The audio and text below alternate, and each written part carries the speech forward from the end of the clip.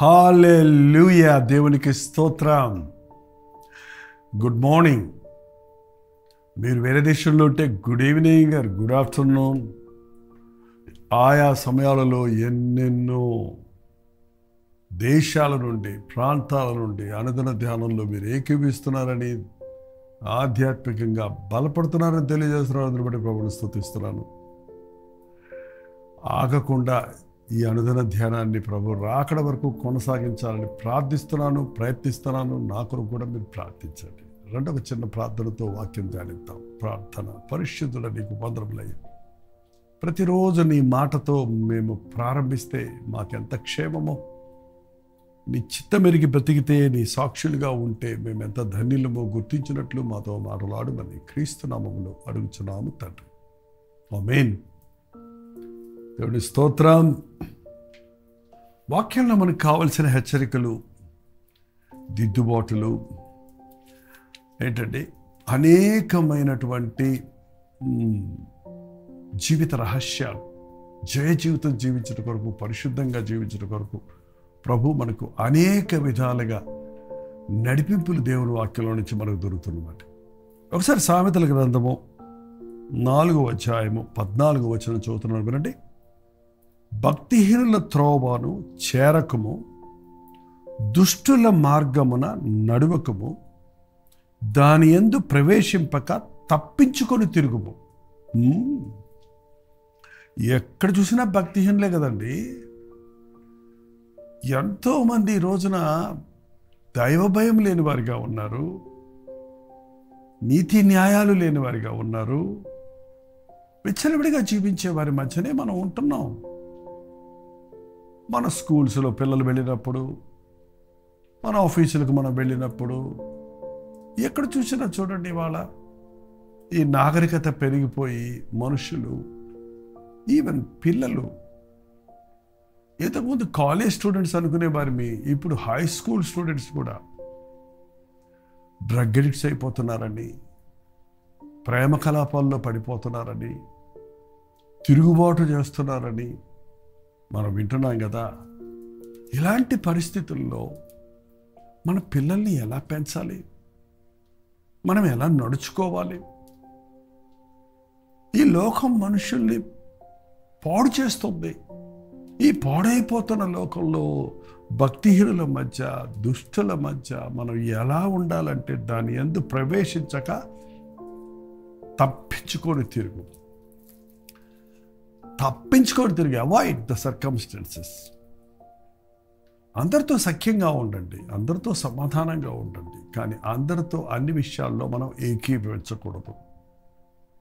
అనేకులు ఒక తప్పు చేసినా అది తప్పే కనుక అది సర్వసాధారణం అనుకొని వారితో ఏకీభవిస్తే మనం నష్టపోతాం. నిజం చెప్పాలంటే యేసు ప్రభువుని నమ్మిన వారు ఒక్క మాట నేర్చుకుంటేనండి బతికిపోతారు. అంటే ప్రభు కొరకు బతకగలుగుతారు. నో అని చెప్పగలరు, వద్దు చెప్పగలరా? ఈజీయా, కష్టమా? సులభమేనా? చాలా సులభం.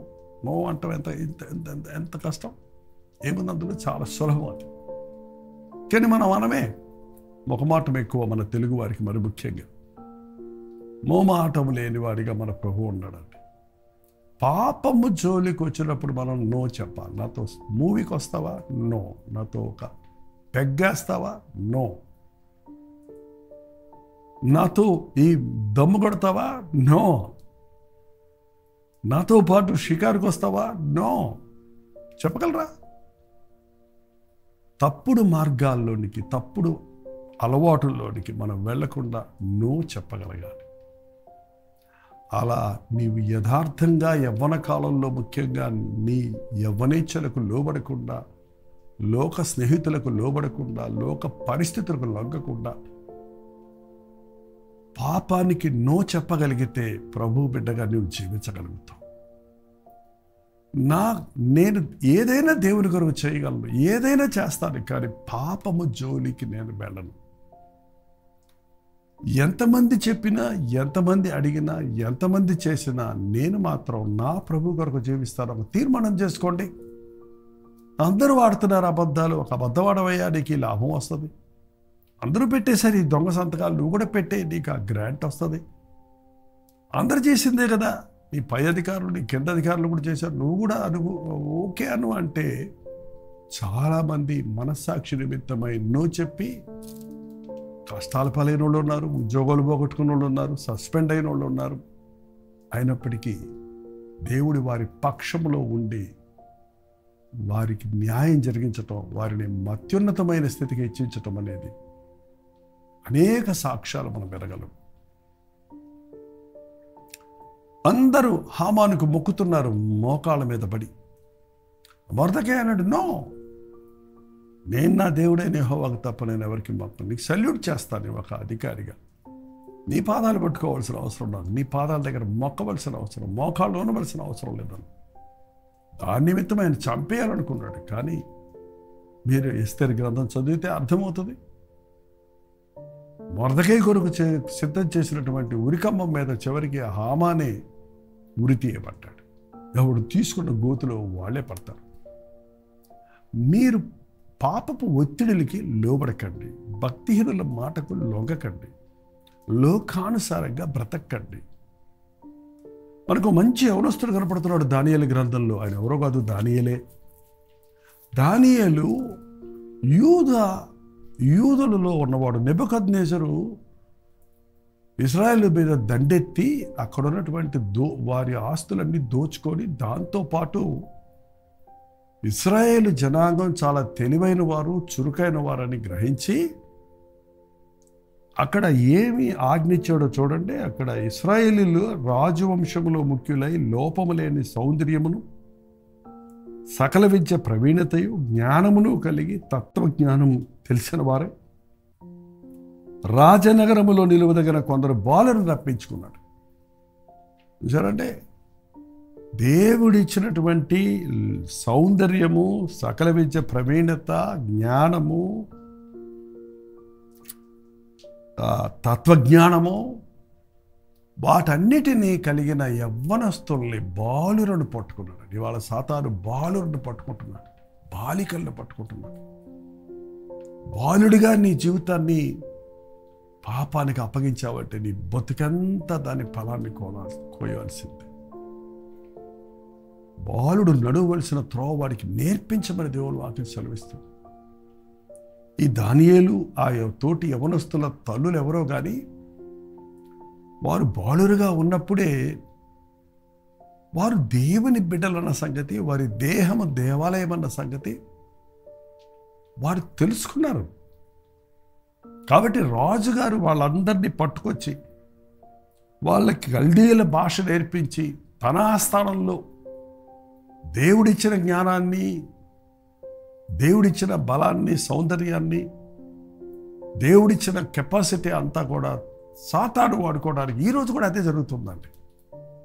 ఎంతోమంది దేవుని చేత దీవించబడిన క్రైస్తవ కుటుంబాల్లో పుట్టిన ప్రభువుని ఎరిగామని చెప్పుకుంటున్న యవ్వన బిడ్డలు సాతానుకు దాసోహం చేస్తున్నారు. మీ బిడ్డలు అలాంటి పరిస్థితుల్లో ఉన్నారా? ఈ వాక్యం బిడ్డలు నీవు అలాంటి పరిస్థితుల్లో ఉన్నావు ఏమన్నా? యవ్వన సహోదరి జాగ్రత్త. యవ్వన కాలము కాడిమొయి, యవ్వన కాలంలో దేవునికి లోబడు. యవ్వన కాలాన్ని పరిశుద్ధంగా కాపాడుకో. వీళ్ళని తీసుకెళ్ళి అక్కడ రాజుగారు చెప్పాడు, 3 సంవత్సరాలు వీళ్ళకి మంచి ట్రైనింగ్ ఇవ్వయ్యా, మన భాష నేర్పించు, మన కల్చర్ నేర్పించు, మన వేష భాషలు నేర్పించు. దేవుడు వారికి ఇచ్చిన జ్ఞానాన్ని, అనుభవ జ్ఞానాన్ని, తత్వాన్ని, వారి యొక్క అందాన్ని, వారి పర్సనాలిటీస్ని మనం వాడుకుందామని అన్నప్పుడు వారికి రాజభోజనం భోజించడానికి, వాళ్ళు మంచి పుష్టిగా తయారవున్నట్లుగా రాజభోజనం భుజించేటట్టు వారికి అనుమతించాడు. అంతవరకు పాపం బానిసలుగా ఎంతో బాధపడ్డ చెరలో ఉన్న ఈ యవనస్తులు ఒక్కసారిగా తిండి చూడగానే ఆవురావురు పడిపోతుంటారండి. కొంతమంది ఆకలితో ఉన్నాడు చూడండి, ఆ ఇస్త్రాకులో ఉన్న మెతుకులు కూడా ఎరుగు తింటున్నాడు చూడండి.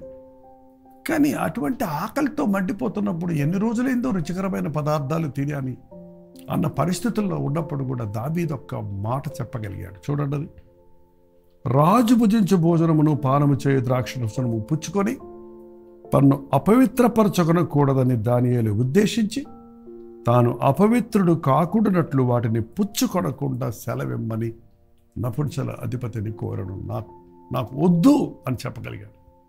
ఈ రాజభోజనము నాకు వద్దు, ఈ మత్తు కలుగు చేసే ద్రాక్షరసం నాకు వద్దు. రుచికరమైన భోజనానికి లొంగిపోయేవాడు జీవితంలో ఏమి సాధించలేడండి. మద్యానికి బానిసైన వాడు ఏమవుతున్నాడో మనం చూస్తున్నాం. మృగము కంటే హీనమైన స్థితిలో దిగజారిపోతుంటాడు. అంతేకాదు, దానియేలు అంటున్నాడు, నా దేహము దేవుని ఆలయం, ఇది, దీన్ని నేను అపవిత్రపరుచుకోను అని ఒక తీర్మానం చేసి దేవుని కొరకు నిక్కచ్చిగా నిలబడగలిగాడు. గనుకనే ఈ దానియేలు 4 రాజుల కాలంలో ప్రవక్తగా ఉన్నాడు, ప్రధానమంత్రి అయ్యాడు. దానియేలు దేవుడే దేవుడని అందరూ ఒప్పుకునేటట్టుగా ప్రకటన చేయబడింది. మన జీవితంలో దేవుడిని మహింపరచలేకపోతున్నాం. కారణం పాపానికి లొంగిపోయేవాడు ప్రభువుకు పనికిరాడు. సాతానుకు దాసోహం చేసేవాడు జీవితంలో ఏమీ సాధించలేడు. వద్దు అనడం నేర్చుకోండి. తిండికి కక్కుర్తి పడొద్దు. అల్పకాల పాప భోగాన్ని ఆశించొద్దు. పాత నిబంధనలో మరొక యవ్వనస్తుడు చూస్తున్నాం. ఆయన పేరు యోసేపు. అందగాడు, సుందరుడు. అతని యజమాని అతని మీద ఎంతో నమ్మికుంచాడు. తాళం చేతులన్నీ ఆయనకి అప్పచెప్పేశాడు. కానీ ఆ పోతిఫరు భార్య ఈ అందంగా ఉన్న యవ్వనస్తుడైన యోసేపు వెంట పడుతూ, నాతో శయనించవా, నీకు అది ఇస్తా, ఇది ఇస్తా, నేను అది చేస్తా, ఇది చేస్తా అని ఆమె వెంట పడుతుంటే ఆమెతో ఉండటానికి ఇష్టపడలేదు. అసలు తప్పించుకొని తిరుగుతుంటే ఒక రోజు చొక్కా పట్టుకొని ఆపు చేస్తే, శోధన వచ్చింది లొంగిపోయానని ఈ రోజుల్లో చెప్పినట్టు కాక, ఏంటండి ఇంత ఘోరమైన దుష్కార్యాన్ని నేను దేవుని ఎలా చేస్తాను? నువ్వు నా యజమానురాలివి, నా తల్లి సమానురాలు అని ఆమె చేతుల్లో నుంచి వదిలించుకొని పారిపోయాడు. జాగ్రత్త నుండి దూరముగా పారిపో. Don't give room to the sexual thoughts, sexual immorality. వివాహానికి ముందే సెక్స్ ఈజ్ నాట్ సిన్, అది దేవుడు ఏర్పాటు చేసిందే. బట్ అది పవిత్రమైన భార్యాభర్తల మధ్య ఉండవలసిన బంధమే కానీ విచ్చలవిడిగా అనుభవించేది, ఆశించేది కానే కాదండి. మీ దేహము దేవుని ఆలయమైనదని తెలియదా? మీకు తెలియదా? ఎవడైనా దేవుని ఆలయాన్ని పాడు చేస్తే నేను వాడిని పాడు చేస్తానన్నాడు. మనుషుడు చేయు ప్రతి పాపము దేహమునకు వెలుపల ఉంది. జాగ్రత్తము చేయువాడు కేవలము బుద్ధిశీలుడు తన సొంత శరీరానికి హానికరంగా పాపం చేస్తున్నాడు. ఇల్లిసిట్ సెక్స్, చట్టబద్ధమైన వివాహ బంధమునకు బయట పర స్త్రీలతో, పర పురుషులతో, లేక వివాహమునకు ముందు యవనస్తురాలు అసహ్యకరమైన శారీర లైంగిక కార్యాలకు చోటిస్తే జారులను, వ్యభిచారులను ఆయన తీర్పు తీర్చక మారడం దేవుడు వాక్యం సెలవిస్తుంది. ఎంతోమంది ఈ రోజున యవనస్తులు సెక్స్కు నో అని చెప్పలేకపోతున్నారు. నీ శరీరంలో ఉద్రేకాలు పెరుగుతున్నప్పటికీ, యవన కాలంలో ఒక విధమైన ఎఫెక్షన్ వచ్చినప్పటికీ వాటి నుంచి విడిపించగలిగిన ప్రభువు ఉన్నాడు. ప్రార్థించండి. మీ యవ్వన కాలాన్ని పరిశుద్ధంగా కాపాడుకోండి. తిండిపోతులు వ్యభిచారులు అవుతారండి. తిండిని ఆశించేవాడు శరీరేచ్ఛలతో నిండిపోతాడు. దీనికి ఇంటర్ కనెక్టెడ్. అందుకే యవ్వన కాలంలో కాడి మొయ్యాలి. మితముగా తినండి, మితముగా నిద్రించండి. అప్పుడు మీ శరీరాన్ని మీరు అదుపులో పెట్టుకోగలుగుతారు. నిద్రపోతులు ఇక చాలు నిద్ర అని లేవకుండా ఇంకా గంటల తరబడి పడకల మీద ఉన్నవాడికి పాపం పొంచి ఉంటుందండి. మరొక దైవజనుడు ఉన్నాడు. ఆయన పేరు ఎలీషా. ఆయన నయమానును కుష్ఠరోగం నుంచి స్వస్థపరిచినప్పుడు ఆయన మంచి షీనారు వస్త్రాలు, బంగారం తెచ్చి ఈ చిన్న బహుమతి తీసుకోండి అంటే ఏమన్నా తెలిసిందా దైవజనుడు? వద్దు, ఈ డబ్బు నాకొద్దు, ఈ బంగారం వద్దు, ఈ వెండొద్దు. దేవుడు నిన్ను స్వస్థపరిచినందుకు నువ్వు నమ్మకంగా బ్రతుకు, నాకు అవసరం లేదు ఇవి, వద్దు అని చెప్పగలిగాడు. ఏంటండి, డబ్బును వద్దని చెప్పగలవా? అన్యాయపు సిరిని వద్దని చెప్పగలవా? లంచం నీ చేతులు పెట్టినప్పుడు వద్దని చెప్పగలవా? నీది కాని దానిని నీకెవరైనా నీ వద్ద నుంచి లాభం కోరి ఇస్తున్నప్పుడు నాకు వద్దు అని చెప్పగలవా? చెప్పాలి. అటువంటి పరిస్థితుల్లో నుంచి తప్పించుకొని తిరగాలి. అప్పుడే మనం దేవుని మహిమపరచగలుగుతాం. మన జీవితంలో దేవుని చేత హెచ్చించబడతాం. యోసేపు కూడా ఐగుప్తుకు ప్రధానమంత్రి అయ్యాడు. ఈ రోజున దేవుని చేత హెచ్చించబడే వరకు మనం తగ్గించుకోవటం, పాపానికి నో చెప్పటం, సాతానికి నో చెప్పటం, ప్రభువుకు అన్ని విషయాల్లో విధేయులమై yes lord here I use me అని చెప్పగలిగితే దేవుడు నిన్ను తన సాక్షిగా వాడుకుంటాడు. ప్రార్థన. పరిశుద్ధుడా, ప్రేమగల తండ్రి, శరీరేచ్ఛలకు లోబడిపోయేవారిగా కాక, పాపానికి లొంగిపోయేవారిగా కాక, సాతానుకు బానిసలమైపోక, లోకానుసారంగా బ్రతికేవారిగా ఉండక, మా బ్రతుకులు దుష్ట కార్యాలకు, అపవిత్రమైన కార్యాలకు, దురభ్యాసాలకు నో చెప్పగలిగిన ఆధ్యాత్మిక శక్తిని దయచేయ్యా. ఏ యవనస్తురాలు ఈ మాట వింటున్నారో, ఈ ప్రార్థనలో ఏకీపిస్తున్నారో, ఇప్పటికే వారు బందీలుగా ఉన్నారో, అట్టి వారు నజరేయుడైన యేసుక్రీస్తు నామంలో విడిపిస్తున్నామయ్యా. భక్తిహీనులతో సాంగత్యము చేయక, దుష్టుల మార్గమును నడవక, కాలేజీల్లో, హాస్టల్స్లో, పట్టణాలలో చదువుతున్న పరిస్థితుల్లో, వ్యాపార స్థలాలలో, ఉద్యోగ స్థలాలలో కీడుగా కనిపించడానికి దూరముగా ఉంటకు, పాపమునకు తప్పించుకొని తిరుగుటకు, ప్రభు సాక్షులుగా బ్రతుకుటకు మా హృదయాలలో తీర్మానం చేసుకొని ఈ లోకానికి నో చెప్పగలుగుటకు, ప్రభువుకు సమర్పించుకొని సాక్షులుగా బ్రతుకుటకు మా ఒక్కొక్కరికి నీ సహాయం చేయమని క్రీస్తు నామంలో అడుగుచున్నాను తండ్రి. ఆమేన్. తండ్రి అయిన దేవుని యొక్క ప్రేమయు, కుమారుడైన క్రీస్తు యొక్క కృపయు, ఆదరణకర్త అయిన పరిశుద్ధాత్మ యొక్క సహవాసం కూడి వచ్చిన మనందరికీ ఇప్పుడు సదాకాలము తోడేయుడును గాక. ఆమేన్. దేవుని స్తోత్రం. మీ ప్రార్థనా స్తోత్ర భారాలు 954041 నెంబర్కి, ఇతర దేశాల్లో ఉంటే 91001008 నెంబర్కి ఒక టెక్స్ట్ లేక వాయిస్ మెసేజ్ ద్వారా వాట్సాప్ చేయండి. మీ నిమిత్తం మేము ప్రార్థిస్తున్నాం. మీరు కూడా ప్రార్థించండి. తప్పక దేవుడు జయమిస్తాడు. ఆధ్యాత్మిక శక్తిని పుంజుకోవడానికి దేవుడితో సమయం గడపండి. ఆయన వాక్యాన్ని ధ్యానించండి. అప్పుడు దుర్నీతిని ద్వేషించడానికి, నీతిని ప్రేమించడానికి ప్రభు మీకు శక్తినిస్తాడు. ప్రవచితమైతే మధ్యాహ్నం 3 గంటలకు హెచ్చరిక, అలాగే రాత్రి 9 గంటలకి కలువరి ప్రతి దొంగలో మళ్ళీ కలుసుకుందాం. అంతవరకు దేవుని మహాకృప మీకు తోడైనది కాక.